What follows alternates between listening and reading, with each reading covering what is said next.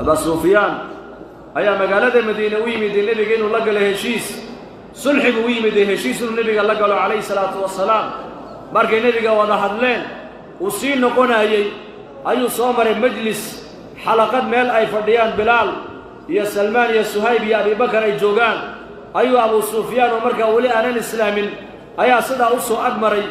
مركا بلال بايري ولي عدو إلهي سيفتي إلهي مين قبل يعني ولي عدو إلهي مين مندي من ولي من نولي أبي بكر الصديق رضي الله عنه أيا هدلو كويري ورمؤذيقي قريشين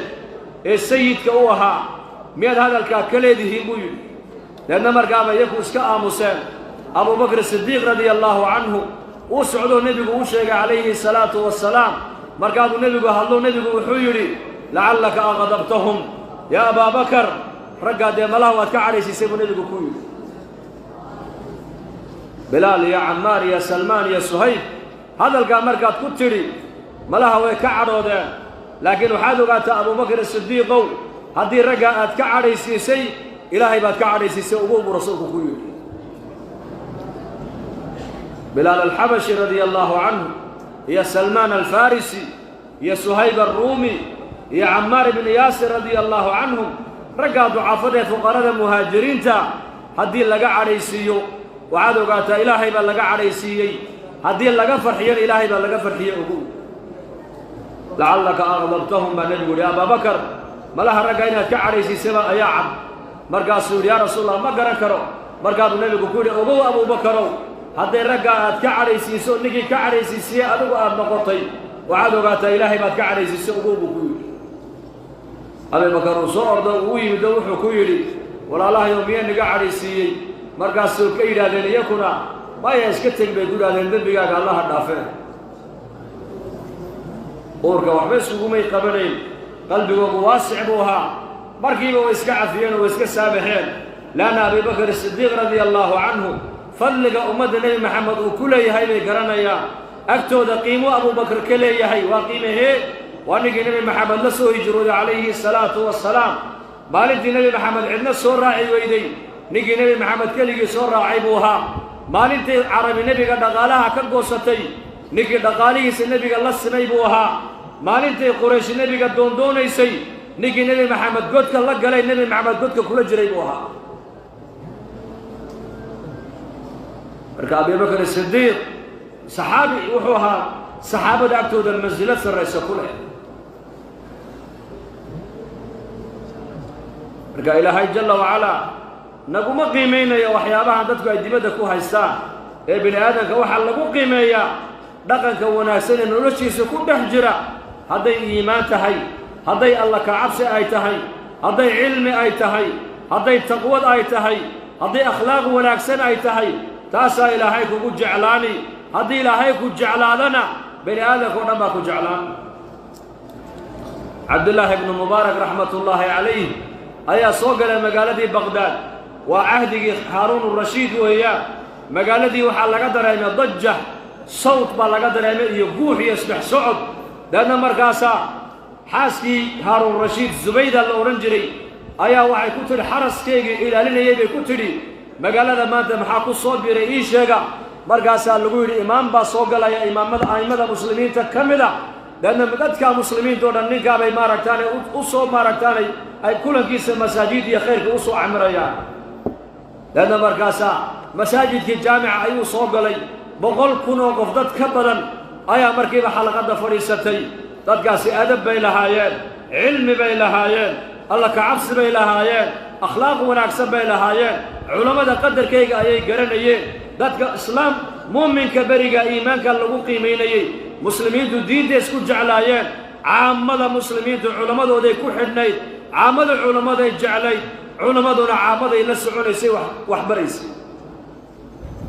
مساجد كيبو صوغلي مركيبة درسبو بلابي لأن الشيخ هندي الصودي بان ليدي محاب ملايين مركو هندي الصودو الحمد لله ويدي بقول كن أوقف أيا من سميم قلوبهم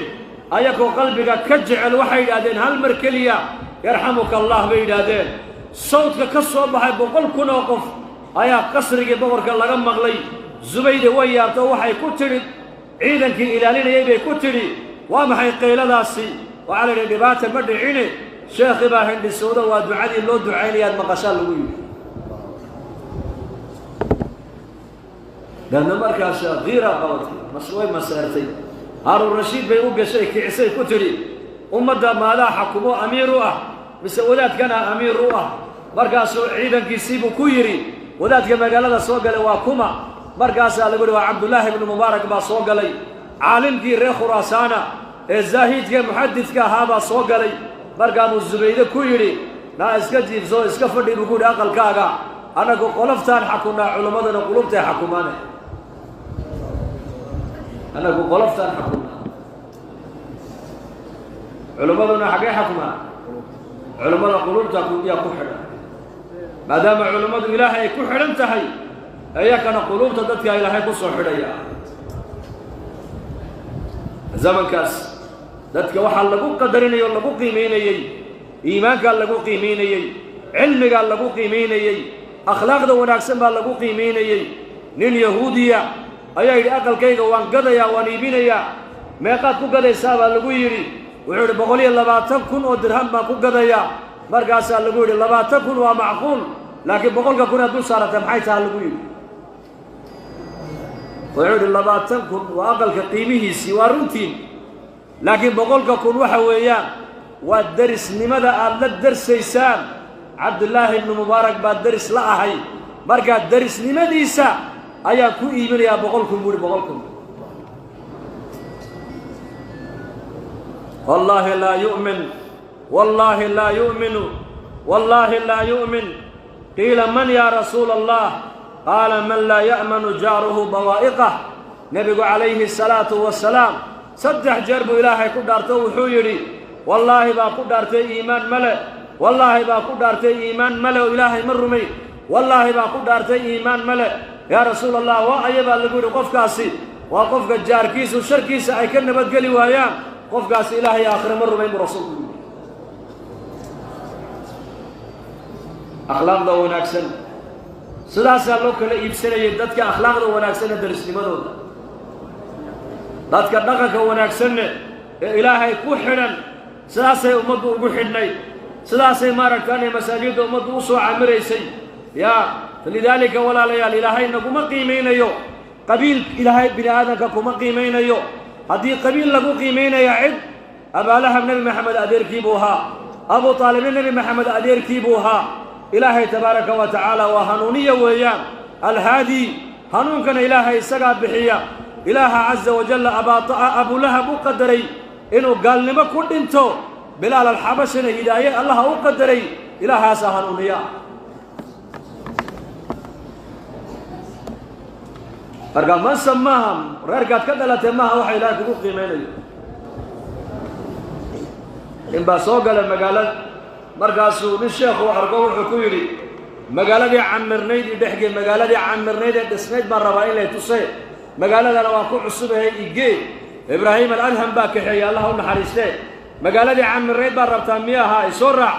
uu kaxeeyo magaaladii buu ka saaray markaa buu yidhi war magaaladii camirnayd ee suuqa iyo macdaarada iyo bakhaarada iyo ganacsiga lahayd baan ku weydiinayaa adiguna magaalada bannaankeygii baad iigu wadaaye wuxuu yidhi magaaladii camirnayd way dhowdahay ina mari qabuuraha intuu dhex joojiyey buu ku yidhi magaaladii camirnayd waa taasuu ka yidhi wuxuu yidhi waa qabuurihii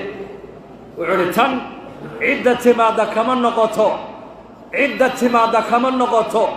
laakiin dadka magaalada maalin walba 40-50 qof baa ka soo baxda halkana yimaadaanoo halkana camirmaysa dadka halkan soo galana ma noqdaan buu yidhi taa way naaqusmaysaa tanna way biiraysaa buu ka yidhi yaa muqafal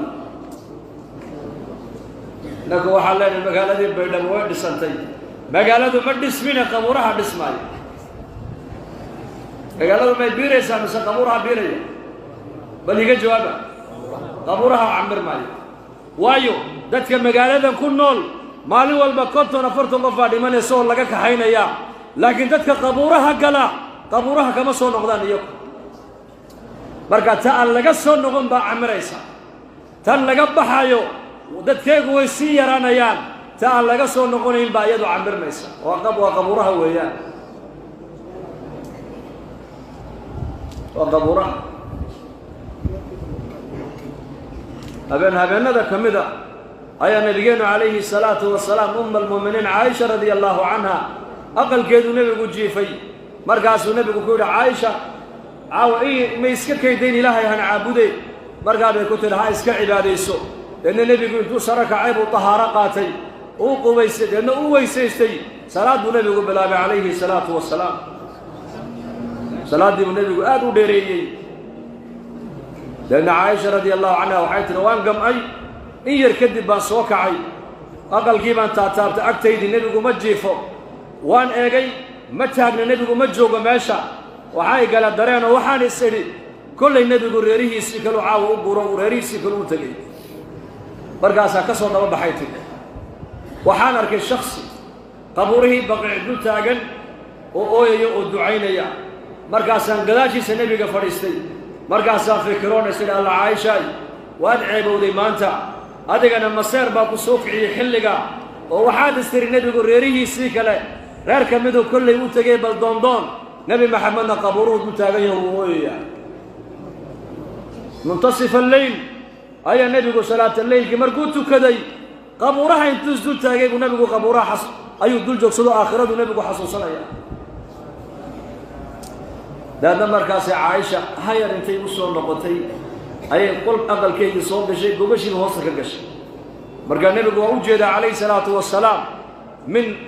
معجزاته وحكم ذا بالليل سيد النبي محمد حقه هو وحوقا أركو أيو حق دمنا وقارك جريب الليل لأن مركز النبي مركز هو أركي وسك صون نقضي لأنه وين دا عائشة وقبشي مركز فراشي هوسك كقشي وين دي مرقاب النبي كور فريستو وحكوا عائشة محاد عيب الوالد سو جيدي مرقاب قلت له وحبا مرقاب الصديقي الى قبورها يدبي مدينه مرقاب يا رسول الله ادغنا واديك لا سعتا انا كنا واديك لا سعنا قلت له ادغنا ودك لا سعتا واخره يا قبور يا باركتان حساب يا جنه يا النار يا دين يا امه باد كفكريسا انا كنا بشر بانو دمر بانو واسكا مسيرنا بتر الله واسكا صاحبته والنبي محمد عليه الصلاة والسلام عداد إلهي كعبسته وآخرته كلويناته ومر والبرد مشهده كهرتها له والله شهادة الدويد ويتوصنان عداد اللي هيك وأبو ري مر والبرد حصوصا تحي آخرته أدو السعوتنا أي كهرتها له إلا دمان أين أتكو حسام تميسد حق إلهي واتكو توصنان حقوق ذا بني آدم كان واد اسكيل عليه كوا مالن قيل أيو اسكبر جينيا وكان جماعة ضدك زيارتان ما وقتها أيا نقل لي سفي عم بنوصل دوينو BBC دي الراديو كانوا يبختيون وين نجستين markaan u yar dhameynay wacdigii aan idhi fadhiguna kala fiicane masaajidkeena mariyo na raac mid baa gacanta taago yiri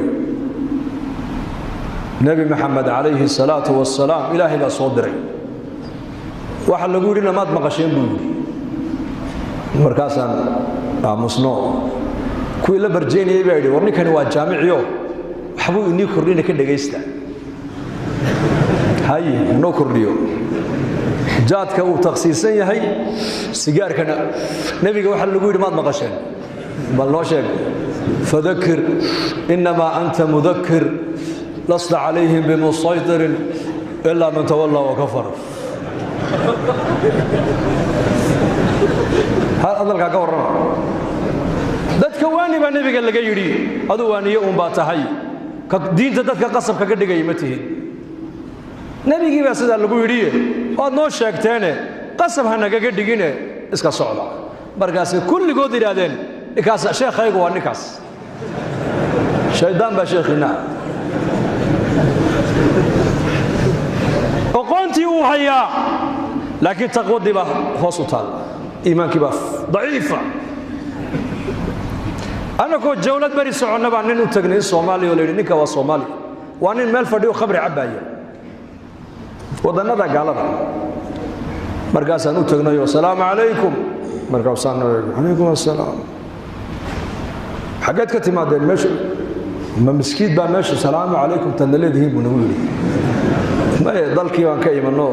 qaaraddii afrikaan ka imanno ininkaani soo buuqanno inaad miskiidka noo raacdaan doonayno miskiidka ah diinta ayaan bar ininka buu yidhi diinba ma taqaanaane sawka ilaahay yidhi maa laa taqrabu salaata wa antum sukaara xataa taclamuu maa taquuluun waya nin sakhraana oo aayaddu daliilinaya eg macluumaadka uu hayaa laakiin yaqiintii iyo iimaankii baa daciifa markaasaan ku nidhi laa baas na raac sidaa nagu raac niman raacayo na raac jamaacadda intii kalead soo salaamaya na raac ilaahay fadligii ninka sidii buu nagu soo raacay jamaacaddii buu la dhegaystay habeenkii buu nala seexday subaxdii markuu kacay ee khamraddii ay ka bacday uu arkay miskiid laga dul eedaamayo uunbuu telefoon qaato oo wuxuu yidhi uun ayaa meeshan i keenay ii sheegay buui waan xidhibe booliis baan ugu yeedhayay waddankan haddii booliis lagugu yeedho waa khalaas waa lagula tegi uun markaasaan idhi or cidba kuuma yidhi naga raalli hawa iska socow bas iska socow markii dambe raggii noo sheegeen waxay nagu yidhaahdeen ninkaa waddanka markuu soo galay caalim buu ahaa weliba masaajid waddanka ku yaalluu imaamka ahaa bay nagu yidhahdeen maantana dariiquu khamriga ku cabbayaa macluumaadku waa shay waa gooni iimaankuna waa gooni weeyaan ummaddu maanta iimaanka hoosu yaalla iimaankeena inaan kor u soo qaadnaan u baahannahay markaas sidaa darteed bay saxaabada rasuulku inay iimaanka bartaan oo iimaankooga badbaadiyaan wax walba way ka doorteen wallaahi wax walba way ka doorteen haddaan saacaddaa gaadhaan u malayn waad yaa ma soo gaabiyaa kolka in yar insha allah in yar insha allah allah ina barakeeyo saxaabada rasuulka diintu markay dadaal kugu timaado noloshaada wax kasta waad u hurtaa abu salama markuu hijroonayey xaaskiisii baa laga reebay uma joogsan waxay ka dhigan tahay xaaskaagii iyo ilaahay nebiga kala dooro ilaahay nebigu doortay islaantii waa laga reebay ilmihiisiina tolkii baa la noqday isagiina madiinuu joogaa sanad bay kala maqnaayeen maxay u kala maqnaayeenna diin darteed suhayb arruumi markuu ka baxay magaalada maka uu hijroonayey quraysh baa dhexda u gashay adoo sacluukoo faqiiraad noo timiday adoo haniya naga bixi maysid ama xoolaha halkaa dhig oo muxamed adoo faqiira ka daba teg ama lacagtaada hayso magaalada maka ku noqo wuxuu yidhi horta nin ruumiyaan ahay buu yidhi haddaad ii dishaan anna waxbaa niga dili sow lacaguun ma rabtaan haa lacagtaydii waa tanan qaata intii kalena meel heblaayay ku aasatee kala baxo qaata nebigayga haga daba tegay ii dhaafo buu yidhi waxaa lagu imtixaamay saxaabiga waa maxay ilaahay iyo rasuulkiisa oo dhinaca iyo lacagtaada kala dooro midkee buu doortay waar midkuu doortay ilaahay buu doortay iyo rasuulkiisa faqiir markiiba xoolihiisii oo dhan buu dhiibay wuxuu yidhi dariiqay bannay haddaba rasuulkii baa ka daba tegayaaye sucaal laga yidhi waa kaase waddada mar madiine isagoona soo gaadhin ayaa qur-aanku soo degayaa wa min annaasi man yashri nafsahu ibtigaa'a mardaati illaah wallaahu ra'uufun bilcibaad magaaladii madiine markuu soo galayna rasuulkii ilaahay baa hor taagan oo leh rabixa albaycu yaa abaa yaxyaa rabixa albaycu yaa abaa yaxyaa yaa abaa yaxyaa ganacsigaa maanta ilaahay aad la gashay waad ka macaashtay baayaca mushtarka ilaahay aad la gashay waad ka macaashtay buu rasuulku leeyahay wasaliya rasuulkiisa lacagta iyo ilaaha iyo rasuulkiisa kala dooro lacagta iyo rasuulka waxay kala dooranayeen ilaaha iyo rasuulkiisay qaadanayeen qabiilka iyo diinta islaamka kala doorana midkay qaateen waad aamusteene bahalkaas soomaalidu way ku dheeraysaa waa bahalka dalkeennii aan ku weynay ya allah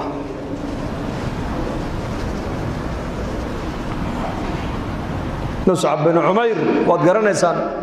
eelaha raalli ka noqdee muqri waa ninkii ugu horreeyuu nebigu madiine u soo diray weeyaan oo qur-aanka baray reer madiina iyadoon madiine nebi maxamed uunan iman miskiinna laga dhisin waa ninkii guri diinta u geliyey buu ahaa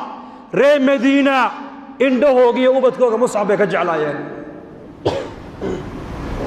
walaalkiisii ka yaraa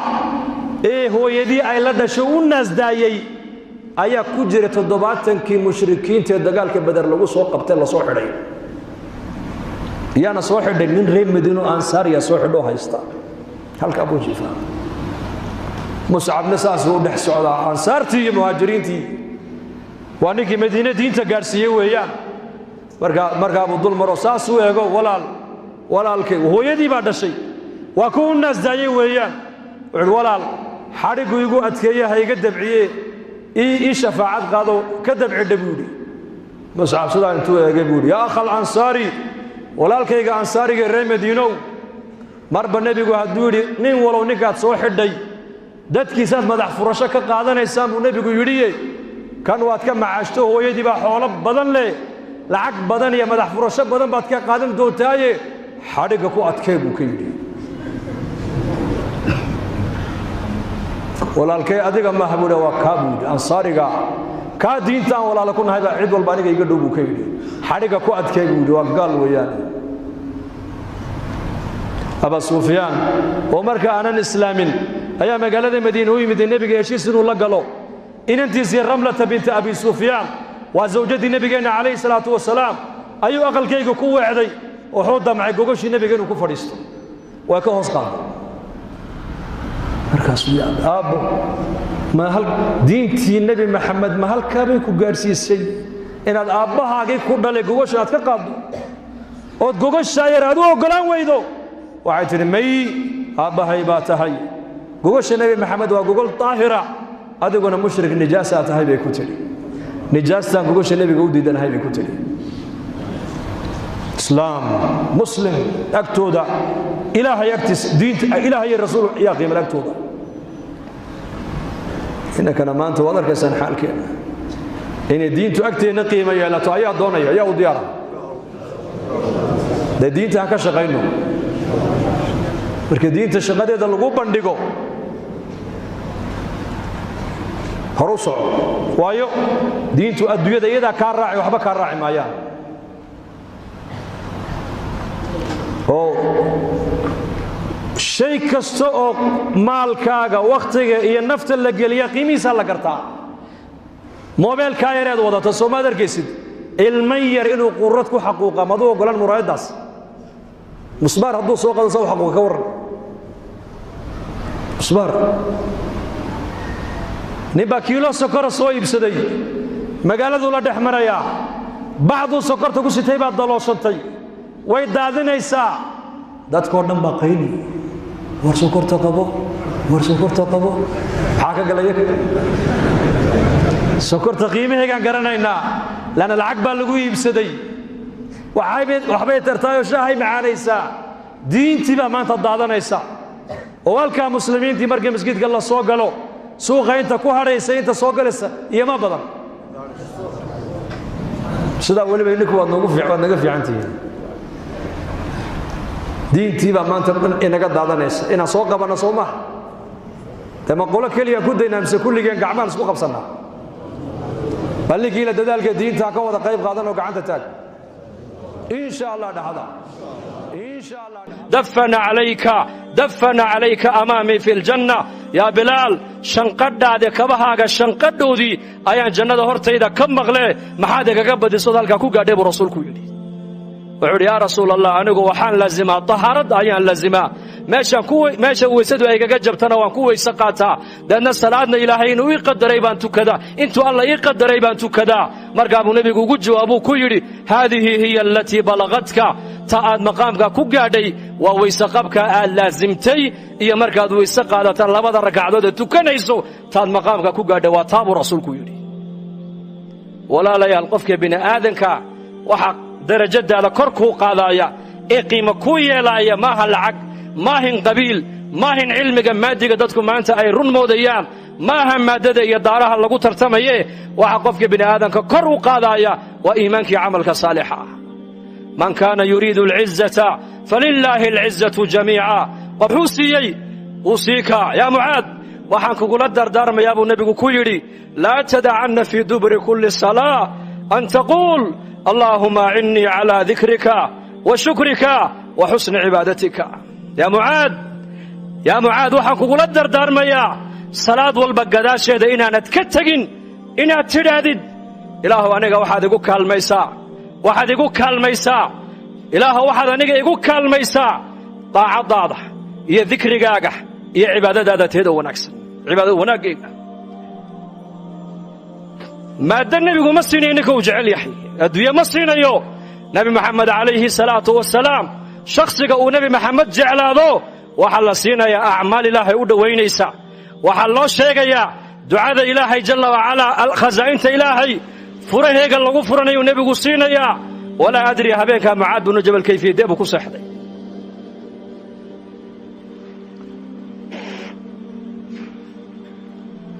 ubay bnu kacab yaa ubay ina allaha amaranii an aqra'a calayka lam yakun aladiina kafaruu wasammaanii buuhi yaa rasuula allah rasuulka ilaahay baa kule ubay bnu kacab waa aniga ugu akhrista fiicna qur-aanka ilaahay ayuu nebi maxamed leeyahay yaa ubay bnu kacbow rabbigay baa i amray inaan kugu dul akhriyo adiga dushaada suuratu lbayina lam yakun aladiina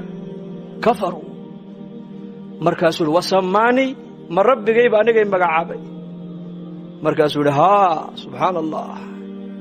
farxadduu ku seexda habeenkaa saxaabigaasi bal ka warrama tasawaruu takhayaluu bal ka fikira ilaahay baa magacaabay oo leh yaa muxamed yaa jibriil u sheeg nebi maxamed waxaad ku tidhaahdaa ubay bnu kacab suuraddaa korkiisa ha ku akhriyo ma rabbigay baa i magacaabay fabakaa ubay farxad buu la ooyey farxad yabkuun min shiddati alfarax maxaa dadkaa ilaahay ku jeclaaday hawadooda may raacin hanuunkay raaceen shahwadooda may raacin shariicadday raaceen baatilka may raacin xaqa ayay raaceen naftooda may adeecin ilaahay bay adeeceen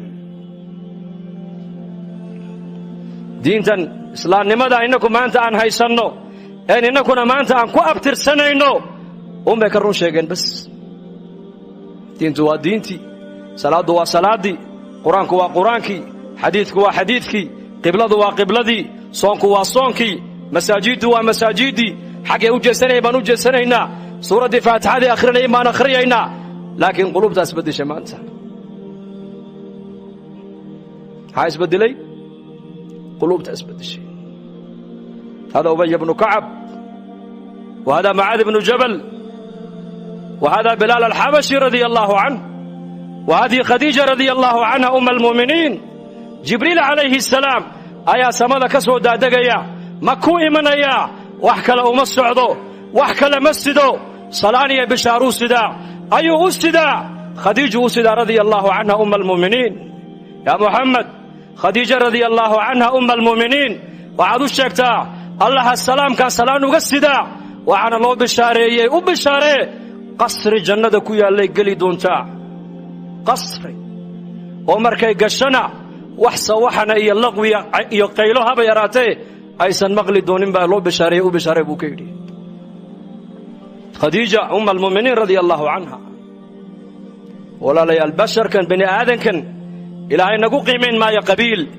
إلهي نقو قيمين ما يا لعق إلهي ما دن نقو قيمين مايو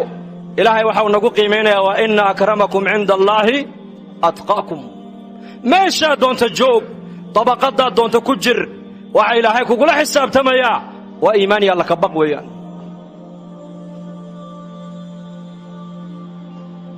بلن كيس إلهي كما بحين من باجن إنك أسبدل إلهي نسبدلين جل وعلا فنتبع الهدى hanuunka haddaan raacno oon hawadeenna ka soo hadhno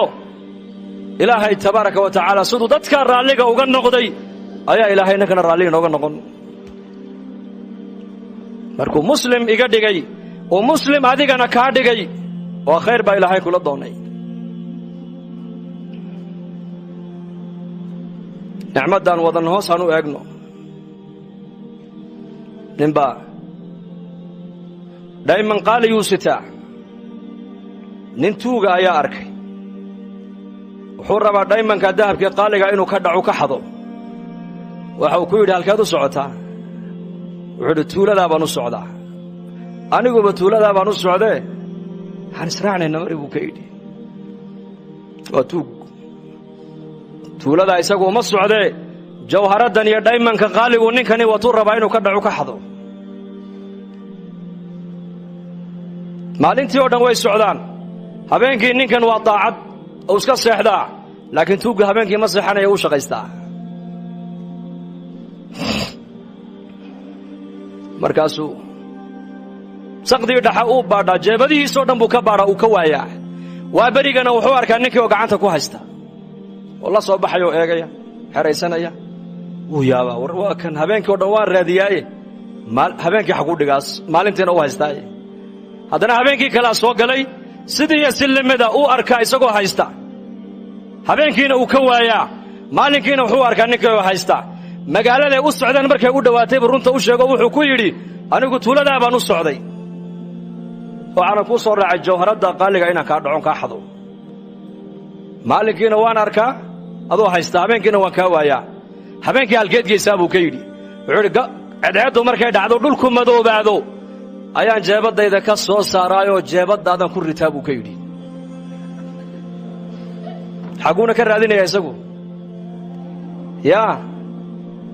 jawharadda qaaliga isagii jeebaddiisay ugu jirtaa habeenkii laakiin meel kaluu ka raadinayaa mithaalka maxaan u soo qaadanayaa war waxaan ku liibaanaynaa adduunkan iyo aakhira innakaa haysanna waa ilaahay amarkiisa waa islaamnimadoon sideeda u qaadanno waa qur-aanka kariimkoon barannoon ku camalfalloon ka shaqayno oo wuxuu noo xalaaleeyeyna aan xalaalshanno waxa uu qur-aanku naga xarrimayna aan xaaraan u aragno nebigeennii moxamed aha calayhi salaatu wasalaamna aan ku dabadayanno taasay liibaantu ku jirtaa laakiin maanta liibaanta muslimiintu meel kale ka raadinayaan amniga meel kalean ka raadinaynaa ilaahayna amniga iimaankuu ku sheegay aladiina aamanuu walam yalbisuu iimaanahum bidulm ulaa'ika lahum alamnu wahum muhtaduun aladiina aamanuu kuwii ilaahay rumeeyey tabaaraka wa tacaala walam yalbisuu iimaanahum bidulm iimaankoogana shirki aanan ku ladhin amniga kuwaasa helaya baa ilaahay yidhi amniga ilaahay ciidan kuma xidhin dowladna ilaahay kuma xidhin ilaahay amniga waxa uu ku xidhay iimaan dhabaa ilaahay ku xidhay hadday dadku iimaan dhaba la yimaadaan oo iimaankoogaa shirki aynan ku ladhin ilaahay ballan wuxuu u qaaday amnina inay helayaan hanuunkana in iyaku kuwaas ay mutaysan yihiin nolol wanaagsan baan doonaynaa kulligeen soo ma rabno ilaahay nolosha wanaagsan wuxuu ku sheegay iimaanka iyo camalka saalixa man camila saalixan min dakarin aw unhaa wa huwa mu'minun falanuxiyannahu xayaatan طayiba ilaahay baa leh iimaan iyo camal saalix qofka laga helo labiyo dhidig midku dooni ha noqday baa ilaahay leeyahay waxaan ku noolaysiinaynaa oon ku noolaysiinaynaa baa ilaahay leeyahay nolol lagu noolaato ugu wanaagsan nolosha adduunyada ugu wanaagsanee ugu macaan waxaa ilaahay ku bixiyaa iimaanka iyo camalka saalixa innagu waxaan leenahay maanta iimaankiina waan leenahay salaadiina waan haynaay oo camal saalix bay ka mid tahee noloshii wanaagsaneeda ilaahay ballan qaaday mee baan leenahay waa kan muslimiinta maanta adduunyada ay rafaadsan yihiin ee dhibaataysan yihiin iimaanka ilaahay qur-aanka uu ku sheegayo iyo camalka saalixa waa taa weeyaan waayo dadkaasaa u ahaa iimaankii camalka saalixa maal baa ilaahay u soo qaadanayaa maal waalmu'minuuna kullun aamana billaahi wa malaa'ikatihi wa kutubihi wa rusulihi ilaahay baa u markhaati kacay inay mu'miniin dhaba ay ahaayeen oo ilaahay ay rumeeyeen oo ergada ay rumeeyeen oo kutubta ay rumeeyeen oo aakhirada ay rumeeyeen oo rususha ay rumeeyeen maadaama iimaankoogu ilaahay uu kaamil ka dhigay kuwa loo jeedo waa kuwaasi adiga maaha iimaanka ummadda la doonay in la gaadhsiiyana waa iimaankii saxaabadii ugu nin muslima ayaa nin sheekha u yimid oo ku yidhi qur-aanka waxaan ku haynaa wa kaana xaqan calayna nasru lmu'miniin waxaa ilaahay leeyahay waxaa xaq nagu ahaaday gargaarka mu'miniintee maanta adduunyada mu'miniintu waa kuwan dhibaataysan aawi gargaarka ilaahay wuxuu yidhi ilaahay mu'miniin buu yidhiye gargaarka ilaahay waa inoo ballan qaaday inuu noo gargaaraayo laakiin mu'miniinta quraanku sheegaya ma nahay maanta inagu kalimatul iimaan quraanka way ku taallaa laakiin mu'miniintii aawaya kalimatu taqwa quraanka way ku taallaa laakiin muttaqiintii aawaya kalimatul muhsin quraanka way ku taallaa laakiin muhsiniintii aawaya kalimatus sabr quraanka way ku taallaa laakiin saabiriintii aawaya kalimatul qaanitiin quraanka way ku taallaa laakiin qaanitiintii aawaya kalimatul ilmi quraanka way ku taallaa laakiin culimadii rabbaaniyiintii aawaya kalimatul dhikri quraanka way ku taallaa laakiin dhaakiriintii aawaya sifaadkan quraanku uu sheegaya la rabaa inay quraanka ku taalla maahine waxa la rabaa waxaan quraanku uu sheegayo dad noloshooda ay ku qoran tahay in la helo loo baahan yahay khilaafadii Uthman bin Affan radiyallahu anhu ayaa nin yahuudiya masjidka soo galay yiri aaway quraankiini buu ku yiri muslimiintii waxay u tilmaameen Abu Darda ila waka quraanka yagi Sayyidina Umar al-Faruq radiyallahu anhu ayaa suuqa magaalada Madiina soo galay iyadoo salaadii ay dhawaatay oo dadkii bacdaaradii iyo bakhaaradii iyo baagaashlayaashii iyo dukaanadii intay alaabahoogii oo dhulka sida u yaala ay ka dhaqaaqeen ay masjidka u aguugayaan xagga dambe siigadii boorku ka kacayo markaas Umar bin Khattab wuxuu akhriyay aayada quraanka ninkii doonaya inuu arko aayadaas rijaalun la tulhihim tijaratun wala bay'un an dhikrillah wa iqamis salah وإيتاء الزكاة يخافون يوما تتقلب فيه القلوب والأبصار نكي دونا يا آيات دايو شقين سينو أركو أصحاب محمد وأكوا سيقبوا ما أنت إنك السوق يدينا ولا ليال مركا لا إعدامه سوق مسلمة أو مسلمة إن عدانو فرنسيسا هي دينة إسلام كالسوق لي مسكيت كالله كيني إسلام نمدي بالله لقيني muddo markuu muslim ahaa buu gabadh bay markaa isla yar sheekaysteen muslimada Soomaaliyada gabadhii buu aabaheedu u yimid oo gabadha waan jeclaaday ii dhisayadna way jeceshahay odaygii baa ku yiri maad islaamta adigu anu muslim baan ahay buu yiri dhowr sano ba islaam baan ahay hal maalin masjidka kaama arkine wuxuu yiri marka la aadimo muslimiinta masaajida inta soo galaysa iyo inta haraysa yama badan buu ka yiraahdeer ariyama badan yaa inta haraysa badan wuxuu inta masaajida galaysa ku xaroonaysa xilliga la aadimo anigu kuma biirine kuwa banaanka joogan ku biiray buu kuwa ku biiray marka aadaan ku dhacayo la tukanayo kuwa dibadda joogan ku jiraya kuwa soo galaya kuma jira buu kuma nabiirin kuwaas maxaad ku jawaabi waa nin soo islaamay ba hadalka leh waa jawaab meesha taala islaamnimadan ilaahay jalla wa ala waxa uu soo dajiyay ma hayna quraanka ku qornaata maaha ما هين دينتو ميموري أي كوتا الله ما هم قرآنكو إنه أوراق قرنا هذا لوما سود جن قرآنكو واحد الله سود جيء إن دتك نلو سود دينتو أي قرنات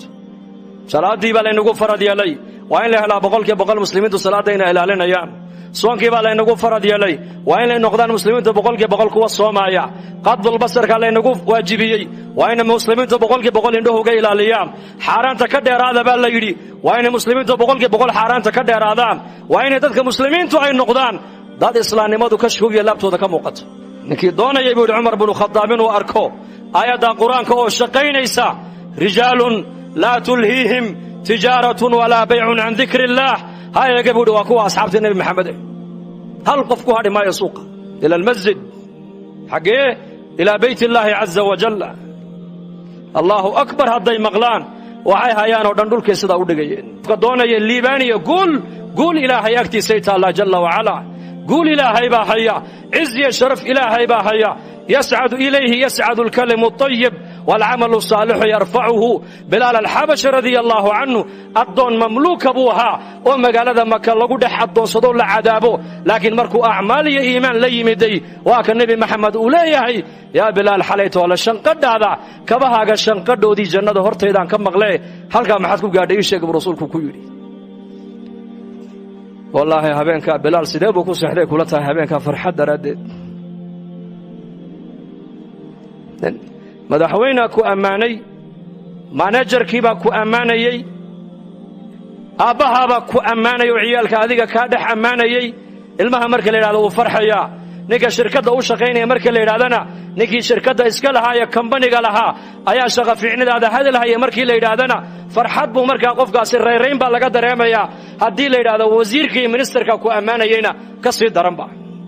maxaad u malaynaysaa nebiyullaahi moxamed calayhi salaatu wasalaam ayaa bilaal ku leh yaa bilaal xalaytoole kabahaaga shanqadhoodii baan jannada hortayda ka maqlay bilaahi calaykum habeenkaa bilaal sidee buu ku seexday kula tahay farxad daraaddeed siduu ku seexday mucaad habeenkii nebi maxamed maalintuu nebi maxamed mucaad binu jabal gacanta uu qabtuu ku lahaa wallaahi innii la uxibuka yaa mucaad ilaahay baan ku dhaartay waan ku jecelahay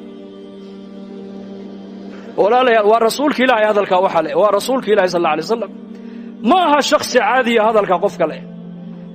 inan yar oo 20 jirku u buuxsamin oo khasrajiya ayuu nebi maxamed gacantaytuu qabtay uu leeyahay wallaahi innii la uxibuka yaa mucaad ilaahay baan ku dhaartay waan ku jecelahay oo maxaa lagu jeclaaday raggaas oo ayaa jeclaaday ma gabadh baa jeclaatay ma madaxweynaa jeclaaday ma siyaasi baa jeclaadaad moodaysaa ma munaafiq baa jeclaadaad moodi waa muxamed calayhi salaatu wassalaam khalqiga ilaahay abuuray kii ugu khayr badnaa ugu sharaf badnaa ugu karaamada badnaa ayaa ku leh yaa mucaad wallaahi innii la uxibuka haddaad meheradaada dhex joogto waxaad ka dhigan tahay adiga oo leh ilaahuw meheradayda aan dhex joogaa kaa weyn oo kaa qiimo badan aadaankii oo dhacaya haddaad maqaayadda fadhidood qayilayso waxay ka dhigan tahay qayilaadda iyo fadhiga halka aan fadhiyo ayaa amarka ilaahay igala weyn bay ka dhigan tahay lisaanulqaal maha waxaad ku leedahay waa lisaanulxaal waxaad ku leedahay haddaad ubadkaaga la joogto aadaankii oo dhacayo aad maqlaysid waxay ka dhigan tahay inaad tidhi amarka ilaahay ee la igu yeedhay waxa igala qiimo badan ubadkayga igala qiimo badan waxallii wixii amarka ilaahay loo dayacaana ogow waxaasi uu dayacan yahay khalaas ninka salaadda dayacayna wax kastana uu dayici salaadda ninkii dayacay reerkiisa uu dayacay mas-uuliyad hadduu hayana uu dayacay tuu dooni haddii loo dhiiba uu dayacay waayo cumar binu khadaab radia allaahu canhu khilaafadiisii buu odhan jiray waryaada zamankii nebi maxamed calayhi salaatu wasalaam waxyiga ayaa shaqaynayey qofka qalbigiisa waxa ku jira ayaa nebiga looga warramayey deedna markaasaa nebigu qofka uu kala garanayey ma mu'min ba mise waa munaafiq mise waa kaafir amaa waxyigii uu go'ay buu yidhi annaga waxaan eegaynaa daahirkiinaan eegaynaa bui cumar binu khadaab ninkan khayrka aragnana waan aaminaynaa oo talada ummadda waxbaan uga dhiibanaynaa ninka khayr aan ka arki weynana aamini mayna buuhi cumar binu khadaab nin ayaa u yimid oo yidhi yaa amiira almu'miniin waatan dawladdii islaamku ballaadhatee aniga maad iga dhigtidaa maaragtaane waali maad iga dhigtidaa maaragtaane nin mas'uula oo magaalo maad iga dhigtidaa xaakim markaasuu cumar ku yidhi waad u qalantaa waa runta beritoole ii kaalay buu yidhi noodkaan kuu diyaarinaya magaalaan kuu dhiibaya oon amiirkaaga dhigayaaye nasiib ninkii wuxuu cumar ku soo noqday xilli cumar binu khadaab ubadkiisii ay dhunkanayaan oo isaguna dhunkanaya oo ciyaalkiisii iyo isagu wada ciyaarayaan markaasuu yidhi yaa amiira almu'miniin oo ciyaalka yaryarna maad dhunkanaysaa markaasuu cumar ku yidhi soo ubadkaygii maaha maxaan u dhunkan waaye wallaahi anu intaasoo ubada ayaan dhalay buu yidhioo weligay midna kama dhunkan buu yidhi ninkii markaasuu cumar ku yidhi warqaddaan kuu qoray ii dhiib warqaddu maxaa ku qornaa waddan dhan buu u magacaabay inuu ka noqdo amiir warqaddii intuu qaaduu ka jexjeexay markaasuu yidhi ubadkaagii baad u naxariisan weydee seed ummadda nebiga ugu naxariisan buu ka yidhi orodoo reerkaaga u naxariisan buu ka yidhi maa cindak raxma cala alahl kayfa tarxam cala alumma muxamadiya ubadkaagii baad u naxariisan weyday ood u damqani weyday ood dhunkani weyday ood wakhti ku bixini weyday ood tarbiyadayni weyday ood jeclaani weydee seed ummadda nebiga ugu naxariisan buu ka yidhi orad naxariista gurigaaga ka soo bilaab buu ka yidhi halkaa ka soo bara raxmadda diin dhinac walba kaa dhisaysaa ilaahayna siiyey innaka boqolkii boqol maanta mujtamaceenna haddaad meel walba marto ma aha waddankeenna oo keliya meel kasta caalamka mar maanta nuqsaan diineed baa taala caalamka nuqsaan adduunye ma taala adduunyadu way biiraysaa dhismuhu magaaladeenna hargeysa muu biraa mise uu naaqusmay war ii sheega wuu biirayaa soo maa bishii aan maqnaadeen soo noqdoba meel cusub baa biiraysa adduunyadu way biiraysaa laakiin khayrkii muxuu la biiri laayahay maxaa diintu la biiri laadahay maxaa mujtamaceena islaamnimadu kashkoogee laabtooda uga muuqan laadahay maxaa dhallinyaradeenii sunnadii nebigu uga muuqan laadahay adduunyada waa loo dadaalayaa laakiin diinta maanta cidna u dadaali mayso adduunyadu agoon maaha islaamihii baa adduunyada ka shaqaynaya oo inamadii baa adduunyada ka shaqaynaya oo rag iyo dumar baa adduunyada ka shaqaynaya diin shaqadeeda marka la soo gaadhana culimmadaan ku riixaynaa bas hor ayaa ku riixnaa culummada aanu caalim ma yihiin salaadda caalimka lagama rabo salaadda faradka caalimkaa laga rabaa jaahilkaa laga rabaa taajirkaa laga rabaa faqiirkaa laga rabaa madaxweynaha laga rabaa soonkawana waa la mid ilaaha soonka faradkaaga dhigay salaaddana faradkaaga dhigay diintan inaad wax gashatood u dadaashidna ilaahaasaa ku amray diinta inaad ka shaqayso inay diin noloshaada ay timaaddo mujtamaceenna diini ka muuqato dadaal bay nooga baahan tahay lidaalika zamankii nebigeenna calayhi salaatu wasalaam dadaalka diinta ummaddu umaysan kala hadhin wallaahi umay kala hadhin cajiib abu talxa ninka la odhan jiray waa ansaari buu ahaa ummu sulaym radia allaahu canhaa waa anas binu maalik hooyadii oo mu'minadoo muslimada ayuu damcay inuu guursado markaasuu u haasaa u yimiday inaan ku guursadaan rabaa ka warran waxay ku tidhi maad islaamtay markaasuu idhi may laakiin diin baan haystaa anu bal gabadha hadalkay ugu jawaabtay eeg markaa bay ku tidhi diinteed haysataa afalaa tastaxyi maad xishoonayn bay ku tidhi maad xishoonayn diinteed haysataa ma ninkaaga qoriga caabudaya iyo dhagaxa la qoray caabudaya ayaa le diin baan haystaa xishoo bay ku tidhi diin ma haysatid diin annakaa haysanna diin waa diinta nebi maxamed uu la yimid calayhi salaatu wasalaam hadaa huwa diin markaasuu ka sii jeestay way ka daba hadasho waxay ku tidhi in aslamta fa innii laa uriidu minka sadaaqan hayrahu bay ku tidhi hadal macnihiisu ahaa yaa abaa talxa soo noqo bay ku tidhi haquusan kaalay haddaad soo islaamtid bay ku tidhi mahar iyo mariin dumarku ragga waxay xaq ugu lahaayeen kaa dooniba maaya islaamnimada aad soo gashay ayaan meherkayga iyo mariinkayga u qaadan bay ku tidhi maxaa gabadha agteeda qiima lahaa bal ii sheega ninkaa inuu islaamu naar ka badbaado cajiib oo islaama wuxuu yidhi ma intaa unba ahaa waxba iga dooni maysid waxba kaa dooni maayo islaam bas waa yahay anas radia allaahu canhu oo khaadimkii nebigeenna ah oo iyadana inankeygiiya ayay ku tidhi hooyo gacanta qabo nebiga u gees sal alla alay wasalam markaasaa nebiga loo keenay markaasuu nebiga hortiisa ku ashahaatay markaasay ku tidhi soo celi anasow markuu islaamo markay u soo celiyey ayay ku tidhi haddaba anasow hooyada u guri bay ku tidhi yacni hooyada maanta laga bilaaba ku ogow bay ku tidhi maaragtaane waa kaasa ninka maadaamuu ballankii buuxiyey anna ballankayga waan buuxiya waa ninkaygii bay tidhi abu talxa gabadh cajiib ahayd ummu sulaym yaa rayta haweenkeennu may gabadhaa ku daydaana dumarkeennu hadday horumar doonayaan hadday taariikh fiican doonayaan hadday ilaahay ridihiisa doonayaan may haweenkaa ku daydaana haweenkaa saxaabiyaadka abu talxa caloosh uu la aqalgalay wiil bay u dhashay safar buu u baxay uu soo noqday markaas ilmihiioo xanuunsan buu ka baxay uu soo noqday markaasuu ku yidhi yaa ummu sulaym ilmahayga yaraa bal iga warran siduu yahay waxay tidhi sidii aad kaga tegtay uu ka xasilloonni badan yahee isqabooji bay ku tidhi xaaji iska naso safar baad ka timid isqabooji markuu habeenkii u dharkii dhigtay u yar nastay uu casheeyey gogashiina ay dul yimaadeen ee wada seexdeen saqdii dhexe ee xaaskiisiina ay is arkeen uu barakeeyey ayay ku tidhi intay badhida u fadhiisisay yaa abaa talxa ay dhegayso su'aal baan ku weyddiine jaarkeenna haddaan alaab ka soo caariyaysanno oo alaabtoodii subaxda ay nagu yidhaahdaan alaabtii xalay aad naga qaadateen noo soo celiya ma u celin lahayd mise waa u diidi lahayd maya waan u celin lahayn buu ku yidhi markaabay tidhi haddaba ilmaheennii yaraa inakumaan lahayn ilaahay baa inoo dhiibtay ilaahay lahaabaa qaatee anigu waa sabre adiguna iska sabiro maydkiisiina waa ka halkaa ku duuduubana kaco iga soo aas bay ka tidhi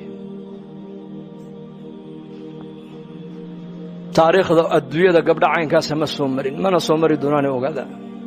ilmaheegii oo shafeecay oo mayda oo aqalka dhexdeeda u yaallood mare ku duuduuban ayay sariirtan ama firaashkan dushiisana ay ninkayga ku dul raalli gelisay uu yaabay abu talxa maxaa tidhi waxay tidhi ha walwalin waa lana bare tarbiyad baa la baray iyaka inna lilaahi maa akhada walahu maa acطaa wa kullu shayin cindahu biajalin musammaa nebiga calayhi salaatu wasalaam waxau saxaabadiisa ka dhaadhiciyey saxaabiyaadka gabdhihiisa ugu horreeyaan waxa uu baray waxa ilaahay uu qaadanay isaga unbaa iska leh waxaan haynanay isaga unbaa inoo dhiibtay war ma waxbaan leenahay innagu ma lehid maalintaad hooyadaa ka soo baxday in anu hooyaday ka soo baxay walaa islaam baa ila socotay walaa inamaa ila socday walaa gabdhahaygaa ila socday mid walba keligii buu caloosha ka soo baxay keligiina caalamka uu ka baxayaa ولدتك أمك يا ابن آدم باكيا والناس حولك يضحكون سرورا فاحفظ لنفسك أن تكون إذا بكوا في يوم موتك ضاحكا مسرورا وإذا وحيكون الشيء أذيقوا أويايا دتكون أكتاد أي فرح سيهين وإليهين ويل بعد شيء محا نبحنا إليهين إلهي أمر قيس انت دادويدا كنا شهي إلالي ودينت إلالي وصلاة إلالي وأمرك إلهي إلالي سمال انت دمانيسد هذا دويدا وقبح هذا أذيقوا فرحسن دتكون أكتاد أي كبر ورطان تربية دابا صحابة الله بري وحا إلهي وقاتنا يساقون با إسكاله وحان هاي سننا إلهي جل وعلا يساقون با ينور ديبتي جلوه هي واكا ميتك واكا سكعسو آسبي كتري لأن مركاسو أبو طلحة رضي الله عنه وحوس ميي مركا وحا أتك النبي عليه الصلاة والسلام رسول كيف أشيغي مركا أبو النبي كيري أعرستم الليلة يا أبا طلحة يا أبا طلحة حليتو لي مال عروستيو عروس ماذا هيدو حاجيات إسلام هذا حالي ما بركيسي مركاسو يا رسول الله مركان عشيي يدينا أم بركي كذب أي أرنت إيش يكتبوا كيري مركا أبو النبي كيري بارك الله في ليلتكما اسأرقيني حالته ولا الله إني بركي أبو كيري اسأرقي حالته ولا الله إني بركي هبنكي دعادي با إلهي وأقبلي calooshedii ba habeenkii barriximka ilmaha u galay ilmihii wuxuu noqday wiil buu noqday wiilkii maalintuu dhashayna nabi maxamed baa loo keenay cabdullaahi buu nebigu u bixiyey yaa taxniiga nebiga u sameeyey magaca nebiga u bixiyey dhartii nebi maxamed baa lagu qabtoo lagu ciyaarsiiyey waxaa uu yidhi sufyaan bin cuyayna waxaa la arkay ilmihii yaraa oo 9 wiiloo culammaaya isaguna dhalay ilmo barakaysan muxuu dhalay muxuu dhalaa sheegade أولاد بركة يسمو دلي مد برجينا محو دلي مد برجيون بو دلي قبيلي بو دلي قبل دلي سياسي بو دلي لكن نك ديني بو دلي نك بركة يسن دريات بركة يسن بو دلي الما بركة يسموها بركة يسوحها ودليلة أبينكم رحمك كل عيب ونبي يري بارك الله في ليلتكما اسأرقيني حالة الله إني بركة يوم maalintuu dhashayna dhabta nebi maxamed baa lagu ciyaarsiiyey taxniigga nebiga u sameeyey magaciisana nebiga u magacaabay sufyaan bin cuyayna oo ruwaatulxadiis ka mid ahaana wuxuu yidhi 9 wiiloo culamo ilmihii dhalay buu yidhi allahu akbar hadihi ummu sulaym radia allahu canha walaalayaal dadkaas agtooda diintaa qiimo la lahayd gabadhaas budcigeegii bay ku iibsatay diin meher iyo marin waxay xaq u lahayd waxay ka doorbiday inuu abu talxa diinta islaamka soo galo inaguna maanta muslim walaalkeena oo qaraabadeena oo talkeena ay agteena bilaa salaad ku dhimanaya goormaan diinta u sheegnaa ma taqaanaa Soomaalidu goorma isku gurmataa markuu qofku dhinto marka un bay baraarugi ma la aasay qabrigiisii ma la tagay nacashkii ma la soo qaaday kafankii ma loo soo gooyey bad reerka oo dhan baa qabuuraha iman maxay ku qabanayaan waa kaas warintuu qofku nool yahay la rabaa gacanta in la soo qabto miskiidka la keeno lagu noqnoqdo loo duceeyo la ikraamo markaska la geeyo dacwada lagu soo xidho loo dulqaato loo sabro loo kaadiyo laga quusan ambiyadu ma quustaan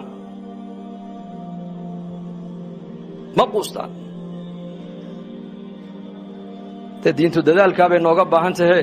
kulligeen insha allah dadaalka diinta ma guddoonnaa insha allah dhahada war si fiican u hadlo insha allah dhahada diinta dadaalkeega han guddoon 40 nawawiga jardani rahimahullah sharxiisa wuxuu ku sheegay qisa cajiib xadiiskaas raabi'a radiyallahu anha habeen iyadoo tukanaysa ayuu nin tuuga aqalkeega u soo dhacay baa la yidhi markaasuu arkay haweenay iska tukanaysa oo aan in yarna aan cabsanayn ma cabsanayso way maqashaa shanqadha inuu tuuga aqalka u soo dhacay waa arkaysaa laakiin ma dhaqaaqin meesheediina kamay dhaqaaqin salaadiina kamay bixin waxaa la yidhi wixii aqalka alaab u taallay alaabba umay ooline wixii yaallay markuu urursadu yidhi bax iridii uu ka soo galay baa ku noqotay maaragtaana gidaar bay ku noqotay derbi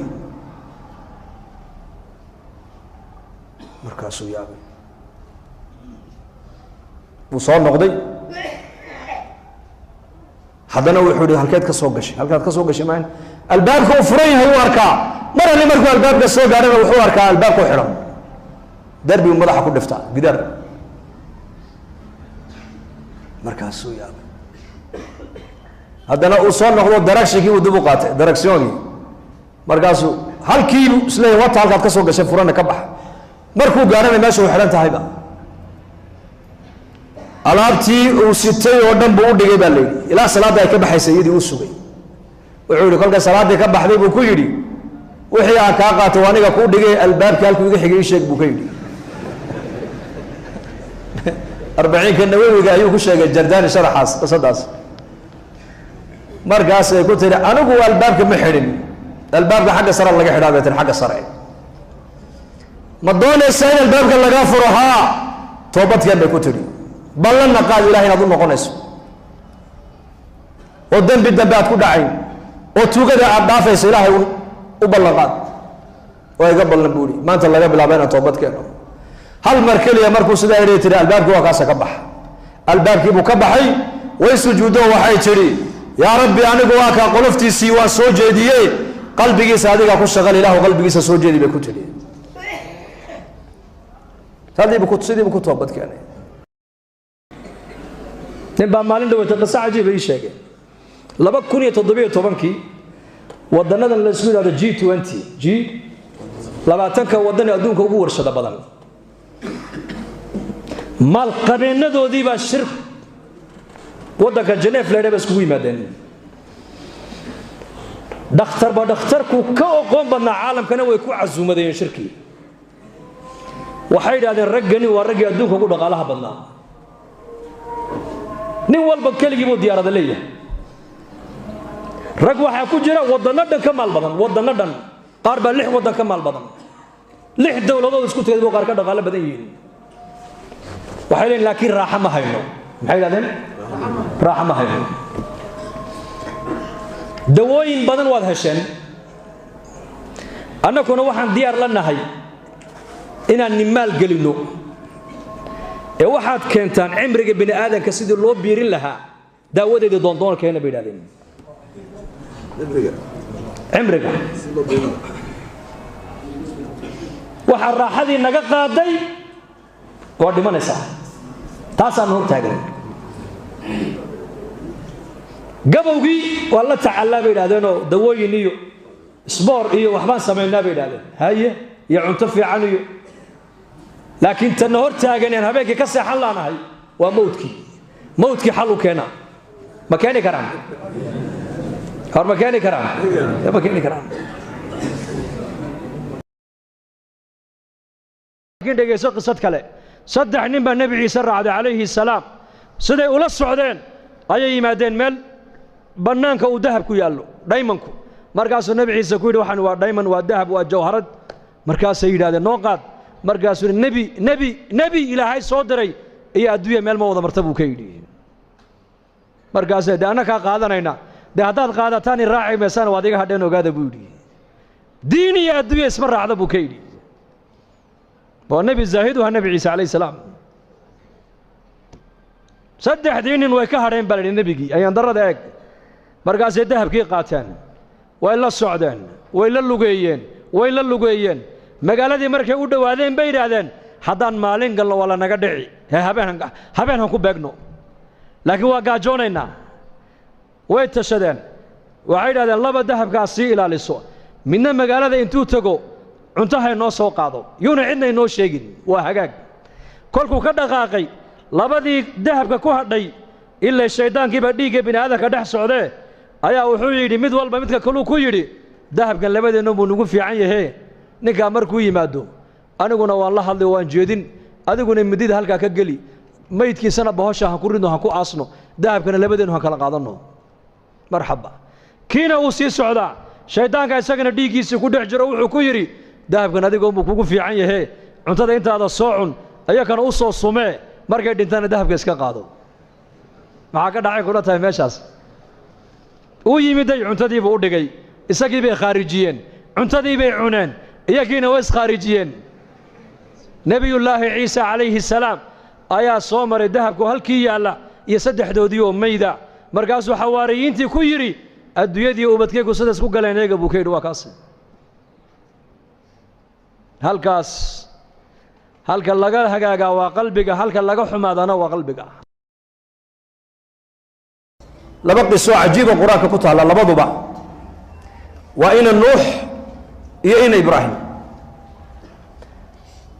qisadii nebi nuux inankiisa markii ummaddiisa la halaagayey waa kii ilaahay ku lahaa doon samayso nuuxow adiga wixii ku raacana doontaa saar ehelkaagana doonta ugu yeer inay fuulaan waa kii nebi nuux inankiisa u yeeray ku yidhi qaala yaa bunaya irkab macna walaa takun maca alkaafiriin qaala yaa bunaya inankaygi yaraayow irkab macnaa nala soo fuul walaa takun maca alkaafiriin kaafiriinta macooga ha noqon buu ka yidhi qaala sa'aawi ilaa jabalin yacsimunii min almaa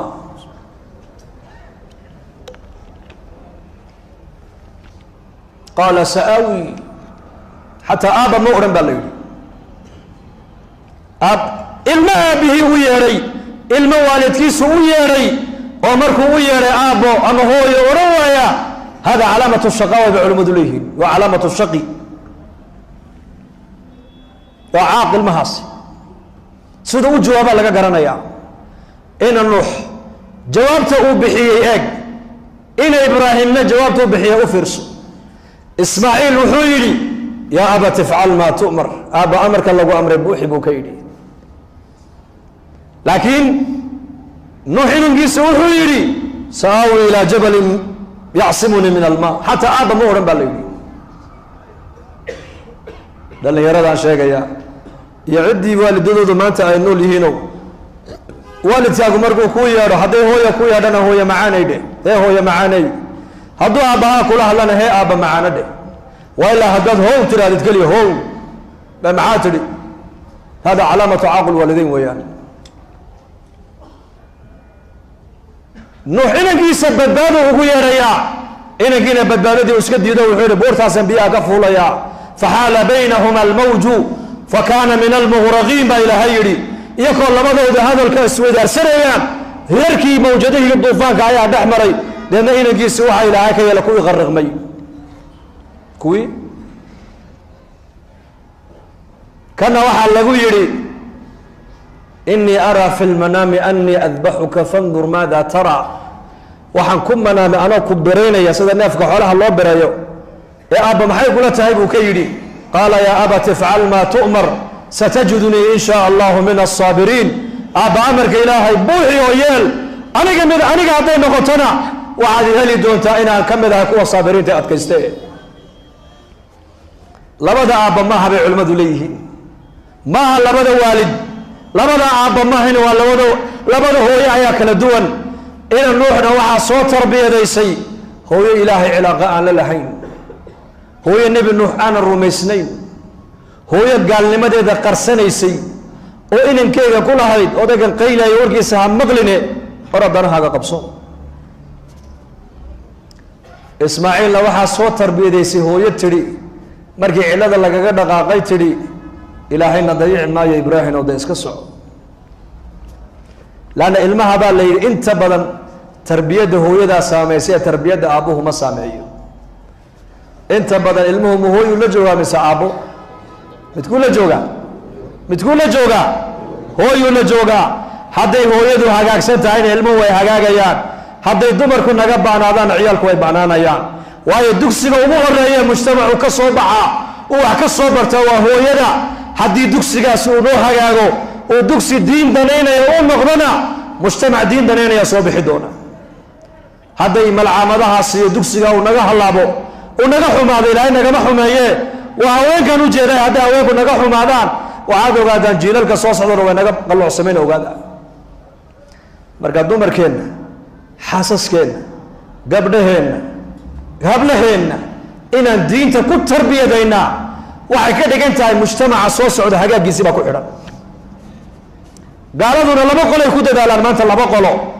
dumarka iyo ubadka labadaabay naga soo galaan odayaasha dan uma leh ragga dan uma leh gaaladu labaday ku dadaalayaan maanta waa labadaas waayo jiilkan maanta jooga waxay leeyihiin hayna dhaafaan laakiin jiilalka soo socdaan bedelaynaa bay gaaladu ka fikirayaan inay bedelaan lidaalika nebi nuux calayhi salaam islaamtiisu maadaama gaalad ahayd oo gaalnimada qarsanaysay tarbiyadda inankeyga iyadaa saamaysay ismaaciilna aabbihii kuma agbarbaarin hooyo ku agbarbaaray tarbiyaddii hooyadii baa saamaysay hooyo caynkeeya hooyo ilaahay ku xidhan hooyo cidna markii lagaga dhaqaaqay tidhi ibraahiimo ma amar ilaahayba haa ilaahay nima dayacayo socabay ku tidhi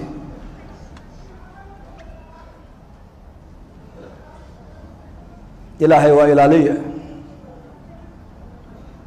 ibraahim inankiisii ma gowricin ibn qayim aljawsi raximah llah wuxuu yidhi maqsuudku ma ahayn ilmaha gowrac maqsuudku wuxuu ahaa jacaylka alla mooyaane jacaylada kaloo dhan qalbigaaga ka sar waxaan xasuustaa dhowr iyo 10 sano ka hor jamaaca magaalo ku baxday magaaladii markay ku baxeen dadkii way dhegaysteen way la yaabeen waxay yidhahdeen war ininku dadkii wanaagsanaa ee masaajidda camirayay baa tihiine dadka xaafadan degan ee salaada aanan tukan mid qaado jamaacadda u geeya nin odayaa yidhi oday dariskayga ah oo 70 jir ah oo weligii salaad aan soo gelin oo khamrigana aan habeen iyo maalin u kala saarin ayaa ila darisee hadduu igu kiin hadduu arkaanoo inila socdana dhib baa ay qabsane waa oday dhib badane aqalkiisa sheedaan iniga tilmaamiye hay soo sheegin aniga waayahay wixii dhibaatay in soo gaadhana ininkaas gaadhsiiyey marxaba albaabkii bay garaaceen waa 5 galabnimo isagoo hurdo ka soo kacay quradii khamriguna miiska u dul taallo islaan male ilma male waa keligii buu nool yahay dhowr iyo 70 jir saa u qarqarhaya way ag fadhiisteen albaabkii markuu ka furay inaan jamaaca nahay masaajidkan kaa soo booqannay waa ku soo ziyaaranay ma ziyaara ha ziyaarada waan aqaanay u kaadiye buu yidhi qolkiibuu ku noqday lacag yar buu soo qaaday ziyaaradii wuxuu moodaya qoladii tariiqadaha ee suufiyadu berigii hore reeraha waa ziyaaradii sheekabele keena oran jir imika iska dhammaataan u malaynba ana xaggayga jabuuti imika iska dhammaatay xaggiina mooyaane imika ziyaarada waxaa isku badishay ilaahay dartii baa qofka loo ziyaaranayaa oo waxaa badishay ilaahay dartii baan kuu soo booqanno kuu soo ziyaaranay waxaa duyana kuuma sidno waxaa duyana kaama doonayne khayrka jamaacadda ka yar dhegayso aan wada dhegaysanaya markaasuu yaabay wuxuu war dad lacag diida markayna lacag ma qaadano weli intaan noolahay waa qof lacag diida waa ii kowe maxaa tihiin may annaku adeer lacag ma qaadanee laakiin wakhtiga dadka ka qaadanaa wakhtiga 20 midhin mana siin kartaa soo fariista wax lacag diida maanaaba arkay buu la yaab bay ku noqotay mogta khamrigiina halkan ay taallaa jamaacaddiina halkan iska fadhiisteen indhahay ka qabsadeen waxay yidhahdeen annaku jamaacad waxaan nahay martiya magaalada hiblaayaan ka imanay dadka muslimiintaan ziyaaranaynay ka bukaan u ducaynaynay ka dhibaataysan baan ogaanaynay dadka waaweynna waan soo buuqanaynay dhallinyaradana masaajidkaan ugu yeedhaynay halkii hadalkaa markay yuu furfurmay wax lacagana ma qaadataan may ma qaadano oo lacagta ayaa inaga bixiya bilmaali wanafsi bilmaali naftayadiiyo maalkayaan ku soo baxnay ilaahay bay markaa kala hadleen cadamadiisii aakhiradii noloshii dambe qabrigii qiyaamihii u fikray markaa wuxuu hadalka adigu leedahay weligay ma maqal buu weligay wax hadalka ila soo gala ma maqal buu maxaad iga rabtaan adari sheeg lacag waad igu diideen wax kala sheegtay waxa ka rabnaa anagu laba qof aan nahay amiirkii iyo jamaacaddii odayaashii miskiidkay joogaane inaad jamaacad u tagto waad soo salaantid bas intaasaan kaa rabnaa ma intaas waan raaci darkii uu soo xidhay dhaladii khamriga halkii buu kaga yimid quradii la socdo masaajidkii buu jamaacadda u soo raacay wuxuu yidhi salaad ma aqaano waxaa la waxba male iska weysayso weyse ma aqaano kana ku ag fadhiisana siduu sameeyo samee salaad ma aqaano kana kugu ag tukane siduu isagu u sujuudo u sujuudo soo rukuucan u rukuuc halka intii uu sameeyay ayay linear iyo muusir iyo shaahir bay markiiba u dhigeen maqribkii baa lagu eedaamayba dadkii xaafaddu way daawanayaan odayga hebel baa maanta tabliiq miskiidka soo geliyeen war tabliiq ma soo gelin ilaahay baa soo geliyay yaa soo gashay la in yahdi allahu bika rajulan waahida khayrun laka min humri na'am ali nabigu markuu hadalka kulaha dagaal buu diray dagaal khaybar buu nabigu u diray inuu soo baabiyo yahuud laakiin nabigu ka daba hadlo wuxuu yiri ali ogow miya la dagaalamaa buu keenay la sideed ay ka noqonayaan markaa buu nabigu ali dhageysa buu keenay mid iyaga kamid oo sababtaada ilaahay ku soo hadeeyo ayaa geeligiisa casas kaaga khayr badan maqsuudka qitaalku waa maxay hidaaya looga dan lahaa hadday dadku iyagoona lala dagaalamin ay diintii ka dhageysanayaan oo diintii ka qaadanayaan dagaal meesha ma imanayo ogow dacwa muqaddam ala kulli shay dacwada ka horeysa wax walba jamaacadii waxay yiraahdeen waranaku ma soo galine ilaahay baa soo galiyay daaya salaadii maghrib uu la tukaday bayaankii buu la dhageystay cishaayigii buu la tukaday cishaayigii intee soo kaxay bay miskiidkii keenaan haddana salaadii fajr isagoo lugihiisa ku socdo miskiidka soo galay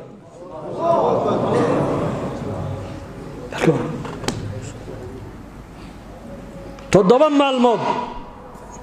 isagoo salaadii laazimay dambigii ku jirana ka dhex baxay tiisii baa timid oo ilaahay waa ka manna qaatay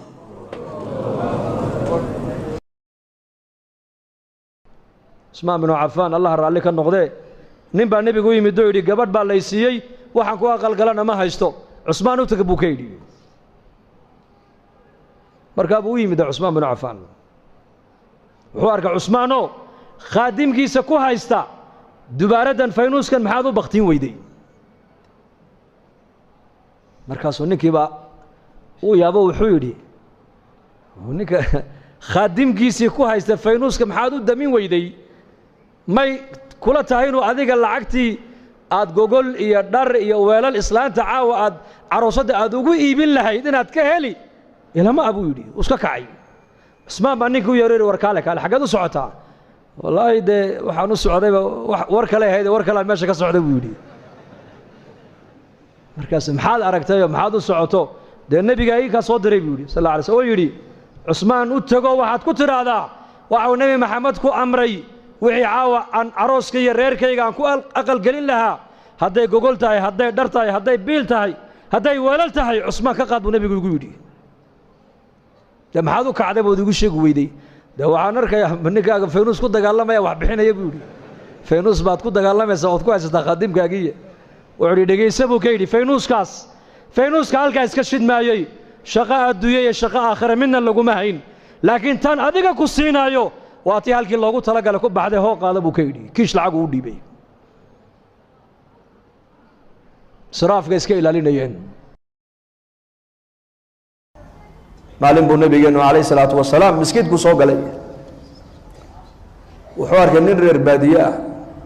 oo salaad tukanaya oo salaadii dhexdeedana ku ducaysanaya uu istaagay nabigu markaa ducadii buu dhageystay waa duco cajiib ah duco boqolkii 90 waa ilaahay ammaantiisa yaa man laa taraahu alcuyuun walaa tukhaaliduhu aldunuun walaa yasifuhu alwaasifuun walaa tugayiruhu alxawaadith walaa yakhsha addawaa'ir yaa man yaclamu mathaaqiila aljibaal ilaa aakhirkeyga markaa buu nabigu yidhi Abu Muusa al-Ashcari buu u yeedhay wuxuu ku yidhi ninkaa ducada markuu dhammeeyo ii keen buu ka yidhi markaa baa loo yeedhay ninkii nebigaa ku doonaya namari marxaba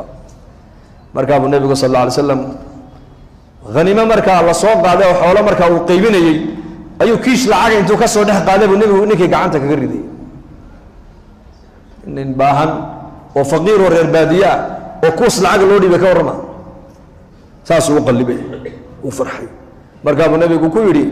lacagta sababta aan kuu siiyey maad garan buu ka yidhi markaasuu yidhi haa maxaad u malay inaan kuu siiyey dee tolnimaad ii siisay buu yidhi markaa buu nabigu ku yidhi waa runta raximkuna xaq way leeyihiin in wax laysku siiye laakiin lacagtan ujeeddadaan kuu siiyey waxa weeyaan bixusni hanaa'ika cala allah sidaad haddeertoon ilaahay aad u ammaanaysay ayaa ku farxay buu rasuulku yidhi taa darteed baana kuu siiyey buu yidhi sidaad ilaahay u baryaysay sidaad ilaahay u ammaanaysay waayo maqsuudka nebiyada adduunyada loo keenay baa ahaa inay bini aadanka ilaahay ku xidhaan markuu arkay nebigu shaqadiisii oo socota uu ku farxay nebigu calayhi salaatu wasalaam dadna uu siiyey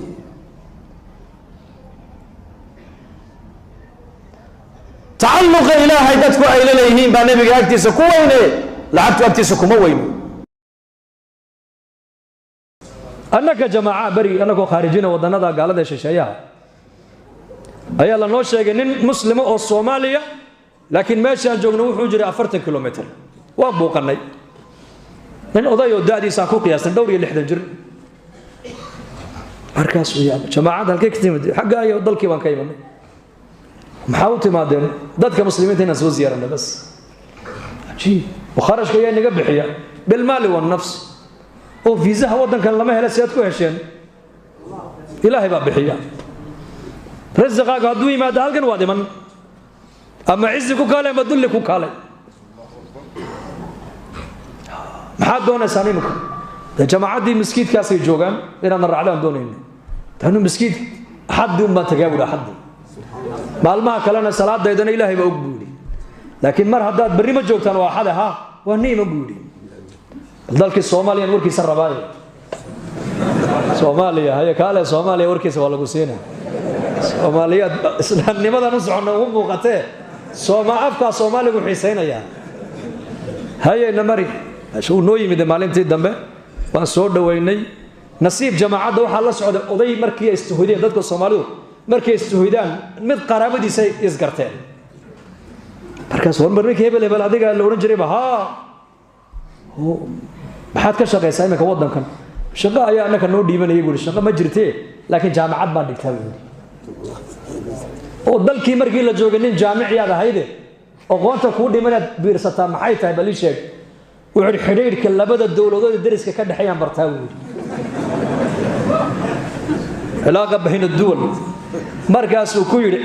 xidhiidhka adiga ilaahay naga dhexee ma barataa markaasuu yidhi may salaadayduba waa galabgalab buuhi galabgalab marka xidhiidhka adiga ilaahay naga dhexee ma barataa markaasuu yidhi may brofeserada jaamacadda inii dhiga xidhiidhka adiga ilaahay naga dhexeeya ma ka hadlaan iyo kuwa ma yaqaanaan markaasaa lagu yidhi waxba maad baran baa lagu yidhi xadiiska maadan maqalu nebigu leeyahay acmaaru ummatii maa bayna 60 wa 70 cimra alghaalibka ummadayda buu nebigu yidhi waa 70 iyo 60 inta u dhaxaysa adiguna waxaad leedahay dhowr iyo 60 jir baan ahay inteed si noolan doontaa buu ka yidhi salaadaydina waxaad leedahay waa galabgalab xidhiidhka adiga ilaahay naga dhexeeyana waa daciif kuwan wax kuu dhigana waxaa tiri xidhiidhka maba yaqaanaan sidee kula tahay buu ka yidhi aawa caqligaagii rushdigaagii hadalkaas si yaroo basiiree jamaacadda u tidhi laakiin ninkii habeenkii cishaay markuu tukaday gurigiisii buu tegey salaadii fajr isagoo alaabtii watuu jamaacadda u yimiday wuxuu yidhi hadalkaad igu tirahdeen ma xalay ka seexan kari waayey buu hadalkaad xalay igu tirahdeen waan ka jiibsan kari waayey buu daaciga markuu ninku dad wanaagsan u raaco uu ummadda khayr u rajaynayo uu ummadda wanaagayga ka fikirayo hadalkiisa ilaahay wuxuu gelinayaa ta'hiir saamayn buu hadalkaagu yeelanayaa hadaab soo islaaxaya ummaddan islaaxigaad ka soo qayb qaadanaysaa imaam maalik raxmatullaahi calayh ayaa maalin wuxuu arkay nin dhallinyaro ah oo shaarib alkhamriya uu sakraamay markaa deedna markuu sakraamay yarkii yaraa sakraddii baa ka siinaysa allah allah allah sheekhii uu yaabay war sakraan iyo isma aljalaala cajiib cimaamadiisii intuu soo qaaday ayuu soo socday baa la yidho dhareerkii iyo khamrigiibu afka kaga biiyey wuxuu is yidhi bal magacan magacii ilaahay ismuljalaala afkanuu ka soo baxaya maad ka masaxdidaa deedna markaasuu ka masaxay baa la saasuu uga masaxay deedna markaasuu yidhi sheekh waa sakraansanahay iga teg waa sakraansanahay iska kaydaa markuu ka biiyey buu iskaga tegey habeenkiina ugu duceeyey baa la yidhi ilaahu qalbigiisa adaahayo soo hadeey imaam maalik raxmatullaahi calayh habeenkii markuu jiibsaday ayaa manaan baa lagu yidhi sidaad annaka daraadaya adigu afkiisii dhareerkii khamriga aad uga biisay ayaan annakuna adiga daraadda qalbigiisii khamriga uga biinay baa ilaahay ka yidhi khalaas salaadii maqrib salaadii fajar imaam maalik markuu salaadii tujiyey dadka darsigii buu bilaabay wuxuu ka dhex arkay yarkii yaraayoo darsigii dhex fadhiya markaasuu ma isagiibaa mise maaha markaasuu u yeedhay markuu darsigii dhameeyo wuxuu yihi yarkii ma tihid haa waa anigii say wax u jiraan bal ii sheeg adigan masaajidkii ilaahay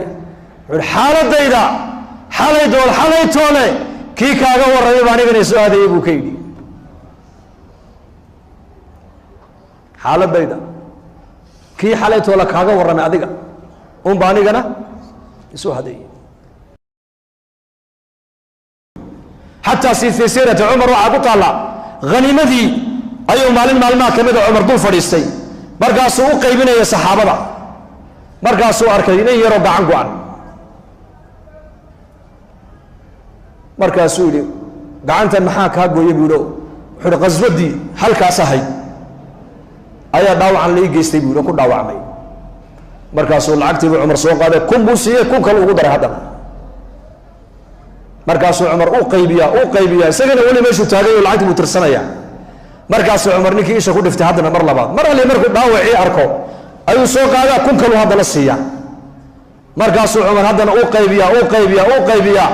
markaabuu haddana isha ku dhifta halka yarka gacanta dhaawacu kaga dhacay markaabuu kun kale qaado uu tiriyaa uu siiya mar dambuu cumar markaa u waaya ki yaraa markaasaa lagu yihi cumar baa war ninkii meesha joogay mey waxaa la yidhi xoolaha aad siisay badnideeda ayuu la dawakhay uu ka socday meeshii wallaahi baan ku dhaartay buri cumar binu khadaab hadduu ninkaa halkaas sii joogi lahaa oo ishaydu mar walba naburkaa diinta ilaahay loogu dhaawacay ishaydu ku dhici lahayd xoolaha halkaa ayaa la isagaa ku dhammayn lahaa buuri ma nin ilaahay dartii u cawirmay oo diinta dadaalkeega iyo koryeelkeega iyo difaaceega loo dhaawacay baan adduunyo ka haysan buuri anigu may wallahi waan ku bixin lahaa buuri wax meesha yaallo dhanba